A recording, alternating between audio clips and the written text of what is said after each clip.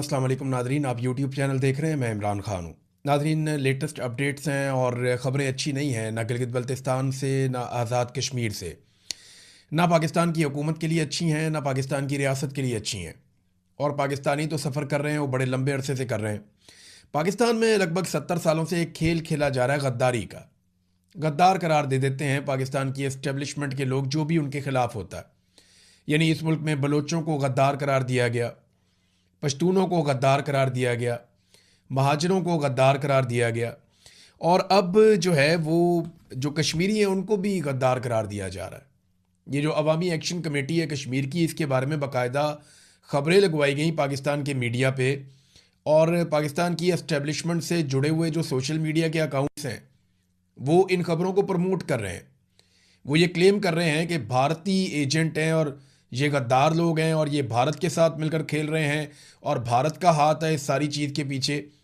यानी अवामी action committee जो है वो कश्मीरी अवाम के मुतालबात हैं, वहाँ के आम लोग हैं। उनमें से किसी एक ने भी ये मुतालबा नहीं किया कि वो पाकिस्तान से अलग होना चाहते हैं।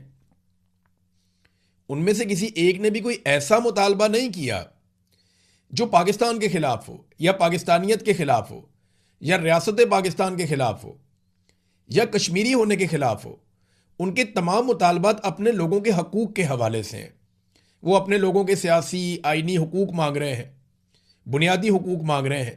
तो ये मांगने में भारत का एजेंट होना कहाँ से आ जाता है? यानी पाकिस्तान में जो भी एस्टेब्लिशमेंट के मफाद के खिलाफ जाता है उसे एजेंट करार दिया जाता है। यानी हसास तरीन इलाका है पाकिस्तान का आज़ाद कश्मीर। वैसे वो एक अलग टेरिटरी है आइन के मुताबिक, तो अब वहाँ के लोगों को भी भारतीय एजेंट बना डाला। और गवाही के तौर पे पेश किया गया मेजर रिटायर गौरव आर्या का एक क्लिप। तो देखें, गौरव आर्या एक इंडियन रिटायर मेजर हैं, वो वहाँ पे पॉलिटिकल एनालिस्ट हैं।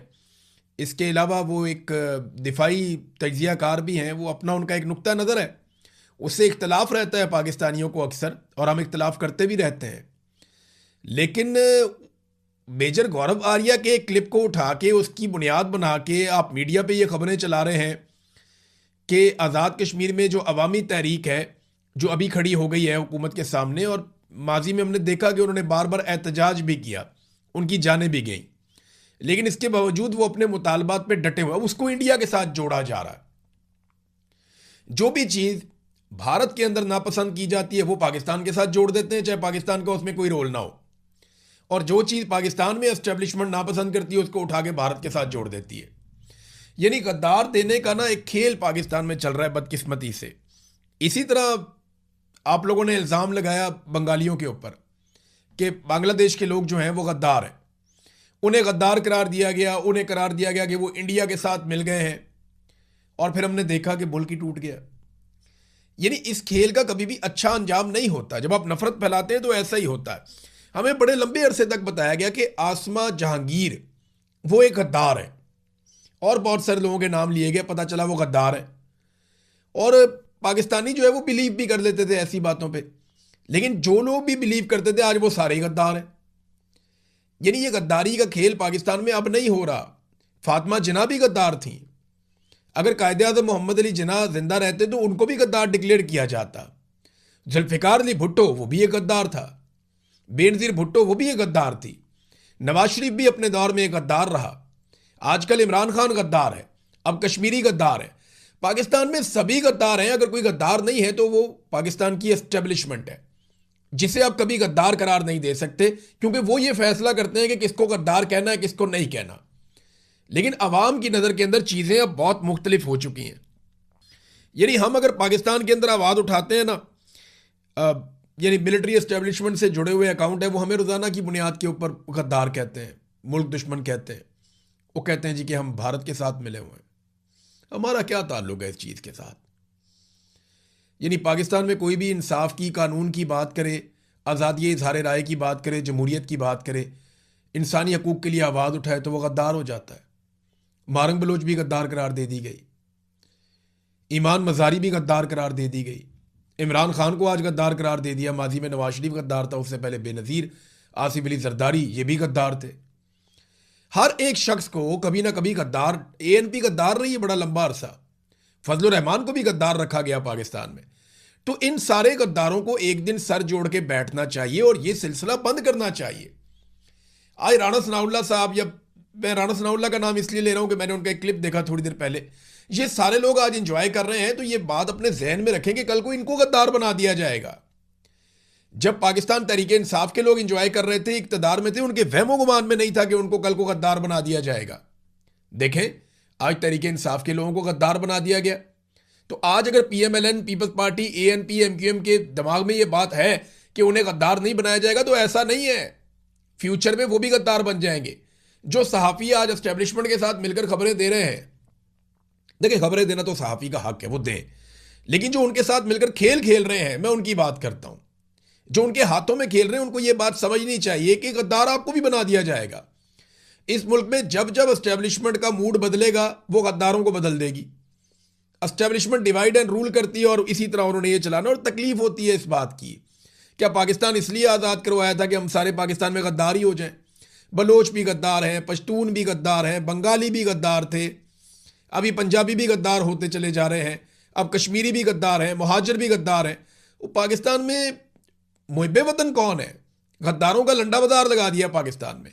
और अब देखें, ये कश्मीरियों के ऊपर इस तरह किया जा रहा है। कश्मीर में इजाफी नफरी तलब कर दी गई है नादरीन, और ये 2 खबरें आई हैं मुझे वहाँ से। अब दोनों तरफ से तैयारियां हो रही हैं। एक तरफ जो अवामी जॉइंट एक्शन कमेटी है, उन्होंने ऐलान कर दिया और पब्लिक को कह दिया कि अगर अब आप खड़े नहीं होंगे ना, तो फिर आपको खड़े होने का दोबारा मौका नहीं मिलेगा। ये फाइनल राउंड आ रहा है और आज़ाद कश्मीर के लोगों को ये बात समझनी पड़ेगी। उनके हक के लिए कोई खड़ा नहीं होगा, कोई उनके हक के लिए आवाज़ नहीं उठाएगा। उन्हें अपने हक के लिए खुद आवाज़ उठानी पड़ेगी। ये पाकिस्तान की पूरी आवाम के लिए ये मैसेज है।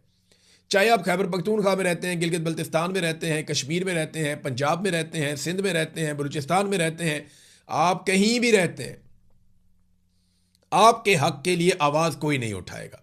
आपको अपने हक के लिए आवाज़ खुद उठानी पड़ेगी। आपको अपनी लड़ाई खुद लड़नी पड़ेगी। अभी कश्मीरी जो है वो उसकी तैयारी कर रहे हैं। दूसरी तरफ जो गवर्नमेंट है उसने कुछ ऐलानात किए हैं। एक तो ये इजाफी नफरी आज़ाद कश्मीर में मंगवाई जा रही है, और चीफ सेक्रेटरी दाखिला और आज़ाद हुकूमत रियासत जम्मू और कश्मीर मुजफ्फराबाद, यहाँ से जनाब ये मुरासला जारी होता है। और मामला ये है कि मौरखा 9 जून 2026 को ज्वाइंट अवामी एक्शन कमेटी की जानिब से दी गई एहतजाजी कॉल लॉन्ग मार्च से पैदा होने वाली सूरत हाल से मुअस्सर तरीके से निपटने के लिए आज़ाद कश्मीर के मुख्तलिफ अजला में दस्तयाब नफरी के अलावा बैरूनी आज़ाद कश्मीर से सिविल और आर्म्ड फोर्सेस को यहाँ बुलाया जाए, ताकि जनाब ये इनको निपटा जा सके। अब साथ वो कह रहे हैं जी कि 40% नफरी असला और एमुनिशन से लेस हो, यानी इतना हथियार वो मंगा रहे हैं, एमुनिशन साथ उनके होना चाहिए, असला साथ उनके होना चाहिए। 60% नफरी के पास एंटी राइट्स इक्विपमेंट होना चाहिए, टीयर गैस शेल्स वगैरह होने चाहिए, यानी 60% लोग डंडा सोटा लेकर आए, टीयर गैस के शेल्स लेकर आए और एंटी राइट्स का सारा सामान लेकर आए तैयारी करके, जबकि बाकी जो 40% हैं वो अपना असला और एमुनिशन से पूरे लेस होकर आए। ये क्या करने जा रहे हैं? कोई जंग लड़ने जा रहे हैं। और बंदे जो हैं वो 14,000 इजाफी नफरी बुलाई गई है आज़ाद कश्मीर में। इसमें FC के 6,000 हैं, रेंजर्स के 5,000 हैं, इस्लामाबाद पुलिस के 2,000 हैं, सिंध पुलिस के 1,000 हैं। पंजाब पुलिस को अभी नहीं बुलाया गया क्योंकि पंजाब पुलिस जो है वो गिलगित बल्तिस्तान का इलेक्शन चोरी करने के लिए गई है। वो वहाँ जब इलेक्शन चोरी कर लेंगे और उसके बाद अगर ज़रूरत पड़ी आज़ाद कश्मीर में, तो इस तरफ भी पंजाब पुलिस की नफरी भिजवाई जाएगी और मुमकिन है कि बाद में कहीं और से कोई और बंदे भी बुला लिए जाएँ। बहरहाल हुकूमत के पास एक महदूद तादाद में लोग ऐसे मौजूद रहते हैं जिन्हें वो लोगों को दबाने के लिए इस्तेमाल करती है, या असला, बारूद, या ये आप कहते हैं इसको आंसू गैस की शेलिंग और ये चीज़ें। हुकूमत जब से ये आसिम मुनीर साहब आए ना, तब से लेकर अब तक जितनी शेलिंग पाकिस्तानियों पे हुई है ना तारीख में, कभी ऐसे शेलिंग नहीं हुई थी। वैसे जनरल बाजवा ने भी कमाल ही कर दिया था। शेलिंग तो हमेशा से ही पाकिस्तानियों पे होती रही है, लेकिन इस दौर में बड़ी कमाल शेलिंग की गई है आम शहरियों के ऊपर और बहुत लोगों के घरों तक असरात इसके गए। हमने ये देखा और बार बार कवर भी किया है। ख़ासतौर पर जमान पार्क में जो हुआ था वो बड़ा खौफनाक था। अब नाजरीन ने एक और इसके अंदर खबर है, और ख़बर यह है कि हुकूमत ने सयाहों को ये कह दिया है, आज़ाद कश्मीर की हुकूमत ने, कि आप यहाँ से निकल जाएं। एक तो नफरी तलब कर दी, दूसरा सयाहों को कह दिया कि आप आज़ाद कश्मीर को छोड़ें और आप यहाँ से निकलें और आज़ाद कश्मीर जाने और वहाँ का एहतजाज जाने और वहाँ की सिक्योरिटी फोर्सेज जाने। तो ऐसा लगता है कि हुकूमत ने यह फैसला कर लिया कि लड़ाई के जरिए से 9 जून को शुरू होने वाले एहतजाज को ये कंट्रोल करने जाएंगे। देखें, होश के नाखून लेने चाहिए। कश्मीर एक हसास इलाका है। आप कश्मीरियों को भारतीय एजेंट या गद्दार करार दे के उनके ऊपर हथियार नहीं उठा सकते। ये नामुनासिब बात है, पाकिस्तान की बदनामी होगी। बैन अल-अक़वामी सतह पे पाकिस्तान का जो मुकदमा है कश्मीर पे, वो मुकदमा कमज़ोर हो जाएगा। हमने कई दहाइयों तक बड़ा सब्र और बड़ी मेहनत की है, हमारी ये मेहनत ज़ाया ना करें। बतौर कश्मीरी मेरी आपसे ये अपील है पाकिस्तान की एस्टेब्लिशमेंट से कि अगर कोई हुकूमत आपकी मंशा के ख़िलाफ़ भी बन जाती है तो बर्दाश्त कीजिए, पाकिस्तान की खातिर बर्दाश्त कीजिए, पाकिस्तान को जुड़ा रहने दीजिए। इस किस्म की हरकतों से पहले भी पाकिस्तान टूट गया था। अब जनाब, ये जो एक हुकूमत है आज़ाद कश्मीर की, ऑल पार्टीज़ कॉन्फ्रेंस हुई, आपको पता है, मैंने पहले बताया था आपको इस खबर के बारे में। अब ये खबर की तस्दीक हो रही है, जियो न्यूज़ ने भी इसको छाप दिया कि हुकूमत आज़ाद कश्मीर ने मुहाजिरीन की नशिस्तों के मामले पर आईनी रहनुमाई के लिए सुप्रीम कोर्ट में रेफरेंस दायर कर दिया है। Chief justice Azad Kashmir supreme court राजा सईद अकरम खान की सरबराही में फुल बेंच कल रेफरेंस की समाअत करेगा। आप अंदाजा करें कि आज खबर आती है, एक दिन पहले खबर आती है, आज समाअत हो जाएगी। यानी कल मैं ये खबर देता हूं कि जनाब ये फैसला हुआ और फौरी तौर पे रेफरेंस किया और फौरी तौर पे चीफ जस्टिस ने कहा मैं सुनने में बैठ गया हूं। आप समझ रहे हैं ना बात? एक आधे दिन के अंदर इन्होंने कोई फैसला भी ले लेना है, कोई ऑर्डर लेके कोशिश करनी है कि अवामी जॉइंट एक्शन कमेटी का रास्ता रोका जाए और कोई आईनी जवाब बनाया जाए। लेकिन उधर भी तैयारियां पूरी हैं। वहां लोग जो है वो राशन इकट्ठा कर रहे हैं, लोग जो है तगड़े हो रहे हैं, उनकी फंडिंग हो रही है और फंडिंग वो आपस में करते हैं। कश्मीरी इतने गए गुजरे नहीं, वो बड़े तगड़े हैं, वो पूरी मईशत चलाते हैं और पाकिस्तान बहुत सारा पैसा भी वो भिजवाते हैं आज़ाद कश्मीर के शहरी। तो नाज़रीन, वहाँ पे जो है वो बड़े पैमाने पे तैयारियां हो रही हैं, वो राशन इकट्ठा कर रहे हैं, वो अपनी टीमें बना रहे हैं, कैमरास के साथ हर चीज़ को फिल्माया जाएगा, हर तरह के फॉल्स फ्लैग ऑपरेशन को कैसे नाकाम बनाना है वो भी कर रहे हैं, वो अपने सिक्योरिटी के तमाम बंदोबस्त भी कर रहे हैं। तो वहाँ एक अजीबोगरीब सूरत हाल आज़ाद कश्मीर के अंदर एस्टेब्लिशमेंट की हठधर्मी की वजह से बनती चली जा रही है। नाज़रीन, एक चीज़ मैं ना जाते जाते ये कहना चाहता हूँ कि नफरत का नतीजा चाहे देर से निकले चाहे जल्दी निकले, वो अच्छा नहीं निकलता। ताकत से दबाकर हमेशा लोगों को कंट्रोल नहीं किया जा सकता। होश के नाखून लीजिए, जिद छोड़िए और पाकिस्तान को आगे बढ़ने दीजिए।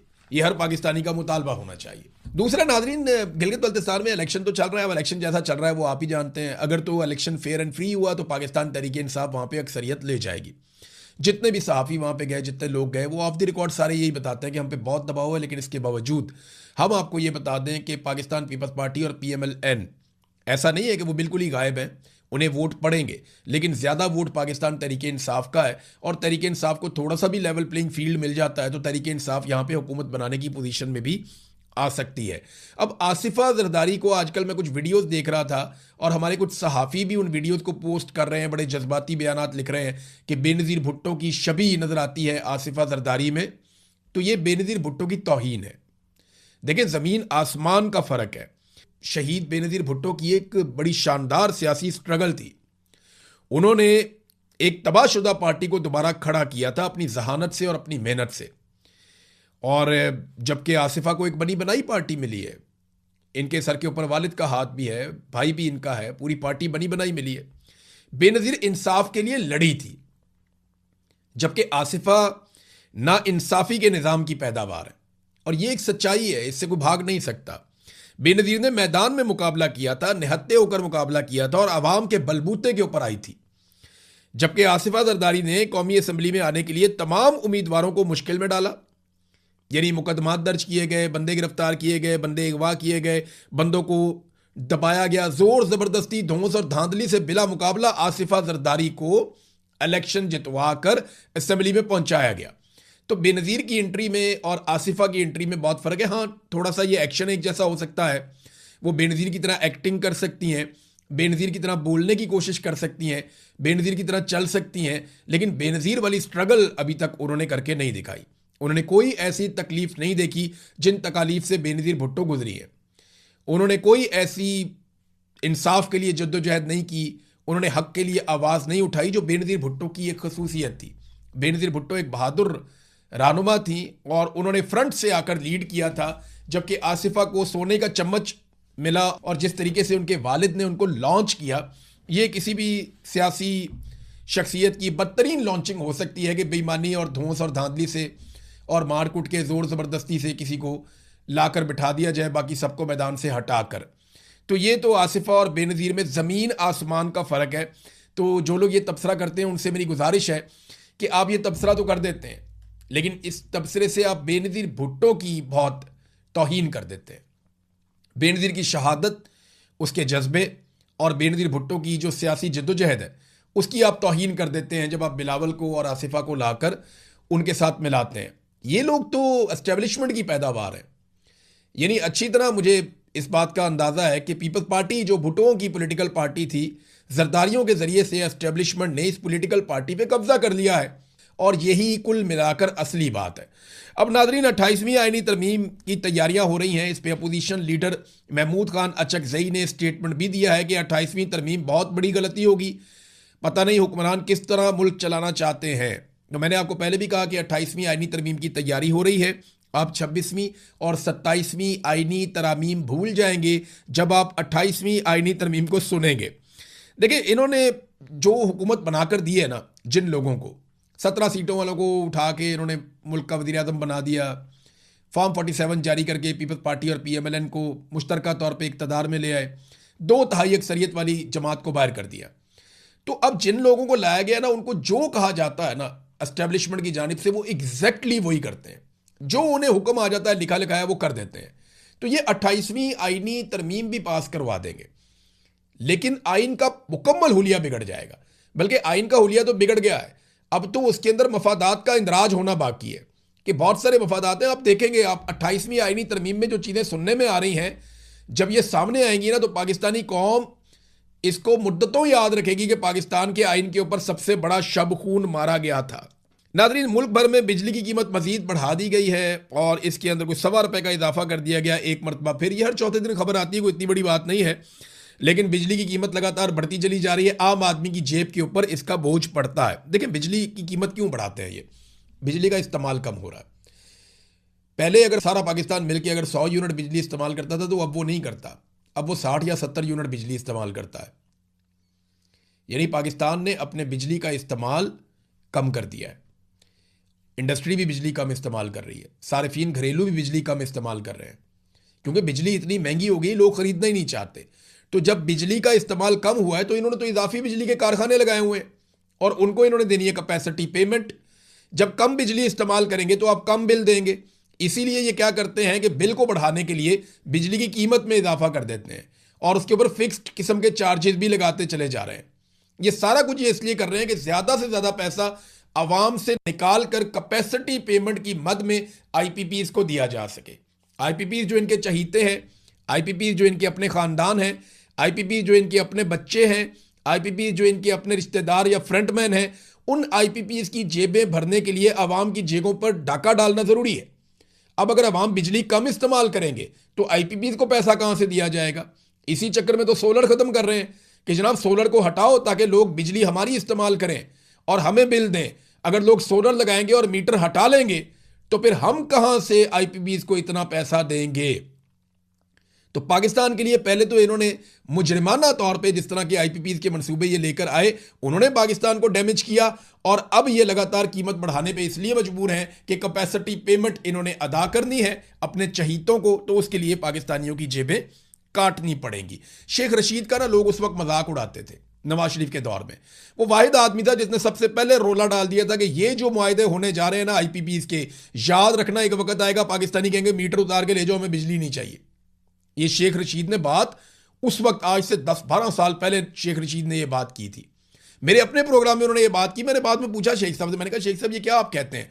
उन्होंने कहा लोग मीटर उतार के ले जाएंगे, ये मुआहदे मैंने पढ़े हैं IPPs के, ये कैपेसिटी पेमेंट्स हम नहीं दे पाएंगे। इन्होंने डॉलरों में मुआहदे कर लिए हैं, डॉलर की कीमत नहीं रुकनी, ये ऊपर जानी है, हमारी कमर दूड़ी हो जाएगी, हम 1 यूनिट इस्तेमाल करेंगे 3-3, 4-4 यूनिट के पैसे देंगे। आज वही वक्त आ गया कि वफाकी वजीर तवानाई और बिजली इस बात की तस्दीक करता है कि हम 1 यूनिट इस्तेमाल करते हैं और 4 यूनिट के पैसे देते हैं। यानी अगर आपने 100 रुपया दिया है तो उसके बदले में आपको सिर्फ 25 रुपए की बिजली मिली है, बाकी 75 रुपए आपने उस मुआहदे के एवज दिए जो नवाज शरीफ ने IPPs के साथ किया उन्हें ऑब्लाइज करने के लिए।